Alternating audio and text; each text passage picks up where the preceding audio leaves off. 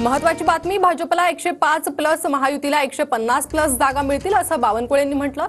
केंद्रात भाजप सरकार असल्यानं विकासासाठी आम्हाला मतदान असं बावनकुळे म्हणाले। शिंदे अजितदादांची कामगिरी चांगली असल्याचंही बावनकुळेंनी म्हटलंय। अपक्ष आमदार विकासासाठी आमच्या बाजूने असणार असा विश्वासही बावनकुळेंनी व्यक्त केला।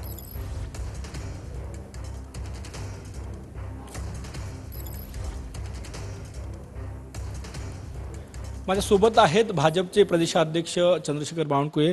बावनकुळे साहेब, खूप खूप स्वागत आहे तुमचं। एक्झिट पोलवर आपली पहिली प्रतिक्रिया काय आहे? बहुतांश एक्झिट पोल महायुतीच्या बाजूनं सरकार येईल असं सांगताय। एक्झिट पोलचा काय अंदाज आहे त्याचा अंदाज राहू द्या, पण मला विश्वास आहे की महाराष्ट्रातली जनता ही महायुतीसोबत आहे। मोदी सरकारच्या गरीब कल्याणाच्या मध्यमवर्गीय कल्याणाच्या ज्या योजना होत्या आणि आमच्या सरकारने केलेल्या व्यक्तिगत लाभाच्या योजना असतील, लाडक्या बहीण असतील, शेतकऱ्यांना वीज बिल माफी असेल आणि एकंदरीत डबल इंजिन सरकार या महाराष्ट्रात यावं अशी जनमानसाची भावना होती।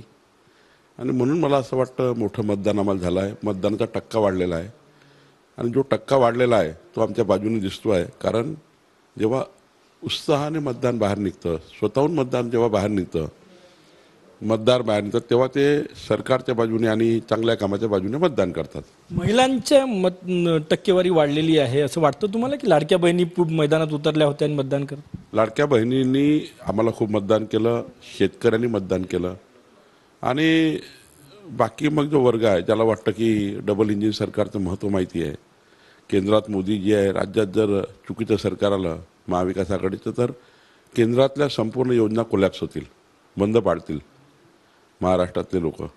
म्हणून त्यांनी महायुतीला मतदान केलं। आणि एज्युकेटेड जो वर्ग आहे, शहरी वर्ग आहे, ग्रामीण वर्ग आहे, शहरी वर्गाने एक विचार केला की दोन्ही सरकार पाहिजे, ग्रामीण भागात विचार केला की शेतकरी शेतमजुराचं सरकार पाहिजे। आणि मागच्या निवडणुकीत, लोकसभा निवडणुकीत जे खोटारडेपणा केला काँग्रेसनी, तो खूप लोकांना तर वाटलं की काँग्रेसनी खोटं बोलून मतं घेतले आहेत, आता यांना आपण धडा शिकवला पाहिजे। महिलांचा वाढलेला टक्का किती टक्के तुमच्याकडे आला असं वाटतं? नाही, महिलांनी खूप मतदान केलं, आम्हाला तर टक्केवारी सांगता येणार नाही, पण मतदान खूप झालेलं आहे आणि मतदान महिलांनी खूप केलेलं आहे। मला असं वाटतं की चांगला विजय आमचा होईल, म्हणजे आम्हाला अपेक्षित नाही एवढा मोठा विजय मिळेल।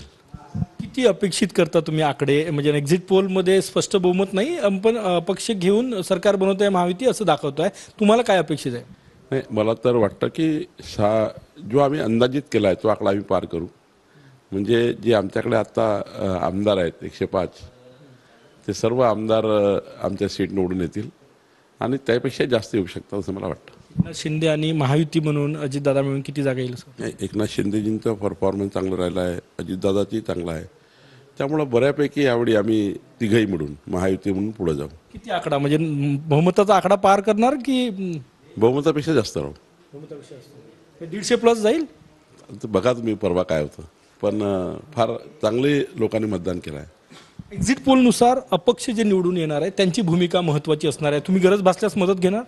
नाही, गरज भासली तरी, गरज नाही भासली तरी जे अपक्ष लोक निवडून येतात ते आपल्या मतदारसंघाच्या विकासाकरता सरकारच्या बाजूने राहतात।